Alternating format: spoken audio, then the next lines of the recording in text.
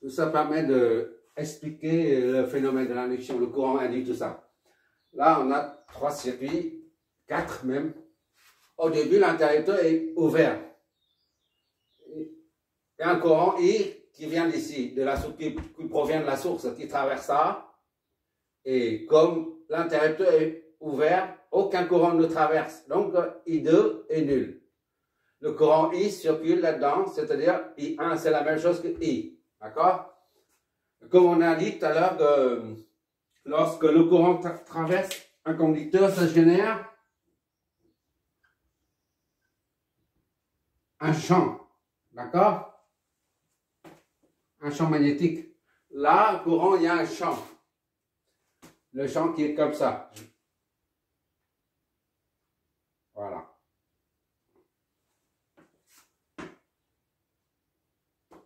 Le champ, il est constant. Pour l'instant, il est constant parce que le circuit est ouvert ici depuis pas mal de temps, au bout de depuis 1 heure par exemple, ou 5 minutes. Le courant est stabilisé. Donc, le champ magnétique est stabilisé. Le champ est constant. D'accord? Le champ, disons H, pour désigner le champ, est constant. Et maintenant, on vient fermer l'interrupteur. D'accord? Le fait de fermer l'interrupteur, ça crée un changement d'état du champ magnétique entourant la bobine. C'est-à-dire, le champ, tout à l'heure, il y a comme ça, le champ. Maintenant, le champ il y a une expansion du champ magnétique.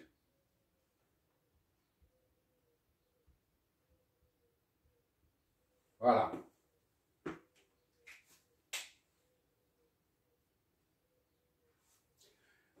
Et le courant, ici, là, I est égal à I1 plus I2. Avec I1 est égal à I. D'accord? Et pour l'instant, on met là. Et I2, c'est 0. Là. Donc, I est égal à I1. D'accord? I1 ou I, c'est la même chose. Et maintenant, dès qu'on ferme l'interrupteur, ici, là c'est le primo, secondo. Dès qu'on ferme l'interrupteur, normalement, il doit y avoir un courant qui passe dans R2, là, puisque le circuit est fermé, bouclé ce niveau-là. D'accord?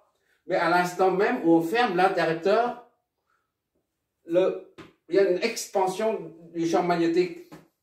Et qui dit champ dit polarité. D'accord? Pour nord et sud. Voilà, c'est plus et moins. C'est ce champ-là qui empêche le courant de varier. D'accord? Il y a une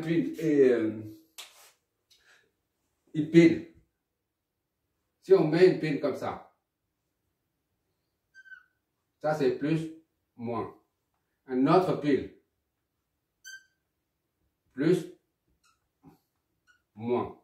En série comme ça. D'accord? Ça c'est 5 volts. Là, c'est 5 volts également. Si on met que 5 volts, il y a un courant I. Mais si on met encore en série le pôle plus avec le pôle moins, les deux s'additionnent pour donner 10 volts. D'accord? Et le courant de vitesse sera plus grand. D'accord? Tout à l'heure, c'était une seule pile. On a un courant de 1 ampère, par exemple. Et maintenant, si on met 2 piles, en série, I est égal à 2 ampères.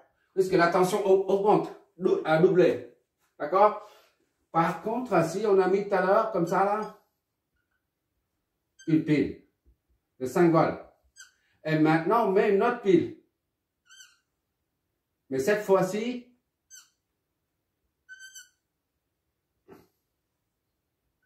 plus, moins. On relie les deux, 5 volts. Et bien, aucun courant ne sort.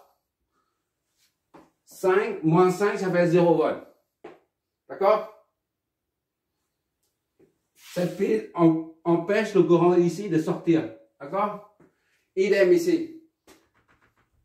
Quand on ferme l'interrupteur, le champ, la polarité du champ magnétique est comme ça. Ce qui empêche le courant de sortir. D'accord? Ça, c'est, tu regardes ça comme une pile, en fait. D'accord? Donc, la polarité est comme ça, là. Celle-là représente la source. Et celle-là représente la polarité du champ magnétique. Donc, il y a une différence de potentiel ici, là. À l'instant même où tu fermes l'interrupteur, eh ben, il y a une tension ici. Ça génère une tension ici. V. D'accord? Au début, il n'y a pas de tension. V est nul. D'accord? V est nul. Dans ce sens ou dans ce sens, puisque c'est nul. Que ce soit plus ici, moins ici. Ou plus ici, moins ici. La tension est nulle. Mais dès que tu fermes, eh ben, il y a une expansion du champ magnétique. Et ça génère un pôle plus ici et moins ici. Comme on vient de dire ici. C'est pour ça ça empêche le courant I de varier. Varier pour alimenter cette résistance. On pense que lorsqu'on ferme ça, un courant I2 va tout de suite circuler dans R2, ce qui fait que I est égal à I1 plus I2. C'est-à-dire I est plus grand que I avant la fermeture, d'accord? I ici, là, est égal à I1 plus I2, d'accord? Mais à T est égal à 0 lorsque tu fermes. T est égal à 0. À l'instant même où tu fermes, la polarité de la bobine génère un champ magnétique qui s'oppose, c'est la loi de Lenz. Hein. Je suis en train d'expliquer la loi de Lenz sans nommer la loi de Lenz. Voilà. Parce que la loi de Lenz, c'est assez abstrait en fait. Moi-même, j'ai du mal à comprendre la loi de Lenz. C'est pour ça que j'ai utilisé ça pour mieux cerner la loi de Lenz. Dès que tu fermes, ça devient une pile. Voilà. Il faut imaginer des choses comme ça pour bien assimiler la chose. Dès que tu fermes, il y a une expansion du champ magnétique et ça génère une tension ici. Une tension dite tension induite. D'accord? Le champ magnétique induit une tension. Le champ magnétique induit une tension qu'on appelle tension induite. Et cette tension s'oppose au courant. D'accord? S'oppose à I. C'est-à-dire, à l'instant T est égal à 0, là, le courant ne varie pas tout de suite. C'est-à-dire, I2 est égal à 0. Soit I est égal à, comme tout à l'heure, I1 plus 0. I est égal à I1. Ça n'a pas changé. À l'instant T à 0, hein, j'ai bien dit à T à 0.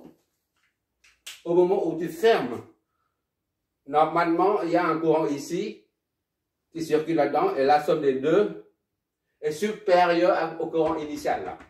Mais le fait, la présence de la tension induite empêche le courant I2 circule là-dedans. D'accord? I2 est nul.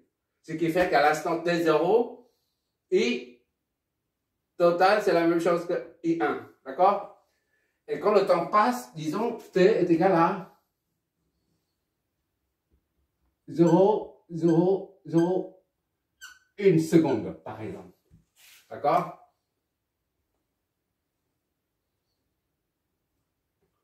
Le champ magnétique diminue.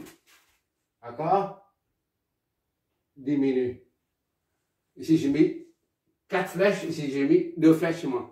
2 flèches seulement pour vous montrer que le champ magnétique diminue.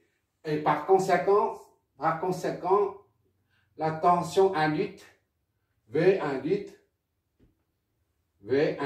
diminue aussi. D'accord? Maintenant, imaginez que, tu imagines que au début, c'était 5 induites. D'accord? Et maintenant, il n'y a que 4 volts induites. Vu le champ magnétique diminue. D'accord? La différence des deux, ça fait 1 volt. D'accord? 5 moins 4, ça fait 1 volt. Donc, il y a un courant qui sort.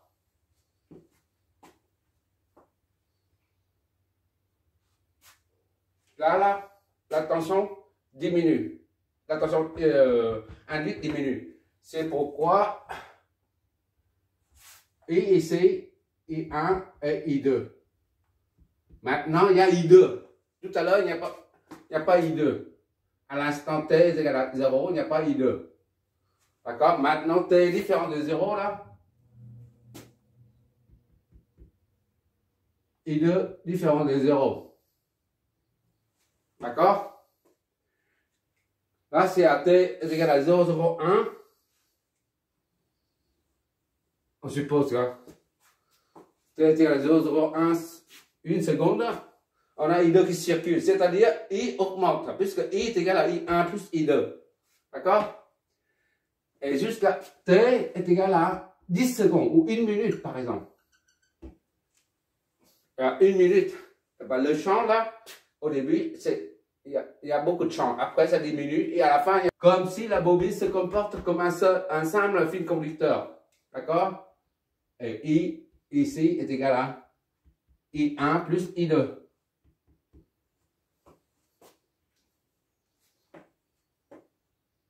D'accord?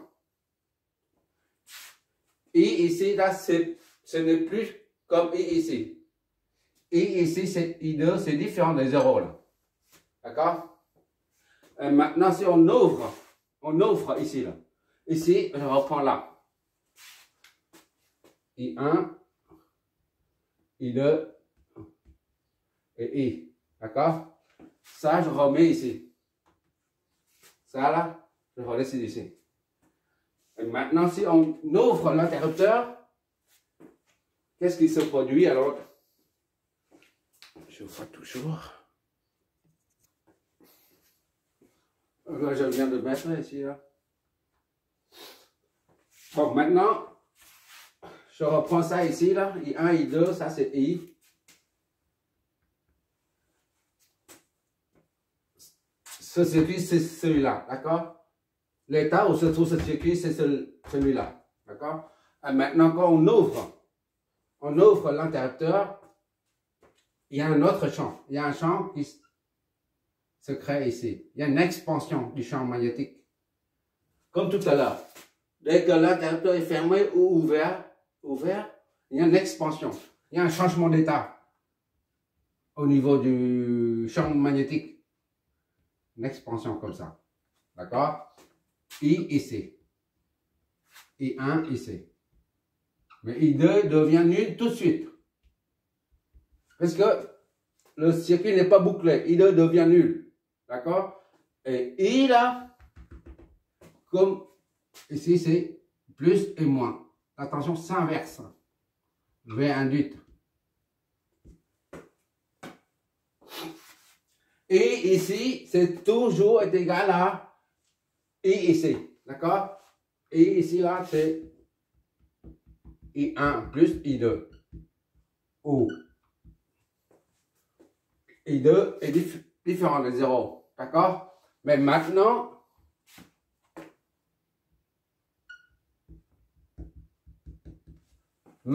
I est égal à, reste toujours le même, mais I2 est égal à 0 ici. Parce que c'est le changement d'état, le champ magnétique là, on ne peut pas modifier, ça empêche chaque fois il y a un changement d'état du champ magnétique, le courant ne peut pas changer en intensité immédiatement. Il faut un certain temps. Au fur et à mesure que le champ diminue,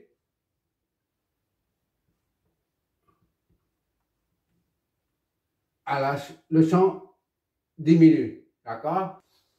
Et le courant là, I ici, là c'est I1, d'accord? Le courant diminue. Là c'est comme s'il y a une pile et une autre pile. Plus, moins, d'accord? Là. Lorsqu'on ouvre, il y a deux piles en série, d'accord? Donc, courant I est fort, est grand. D'accord? Et après, le courant diminue. Parce que l'expansion du champ magnétique diminue. C'est la raison pour laquelle que la tension aux bornes de la bobine diminue. Ça représente 5 volts par exemple. 5 volts. Ça, c'est ici. 5 volts ici, 5 volts là. Et maintenant, c'est toujours, la source, c'est toujours 5 volts. D'accord? Mais en haut, ça diminue, ça devient 4 volts, par exemple. Ou 3 volts. D'accord? Donc, ici, c'est 2 ampères, par exemple. Et bien là c'est 10 volts. OK? Et là, c'est 9 volts. D'ici à là, 9 volts. Donc, le courant est beaucoup plus petit. Et il est égal à 1 ampère, par exemple. D'accord? Ça représente ici. Ça, c'est 5 volts. Tension indique 5 volts. Et ça, c'est la source. Et maintenant, avec quand le temps passe, la tension induite diminue à 4 volts.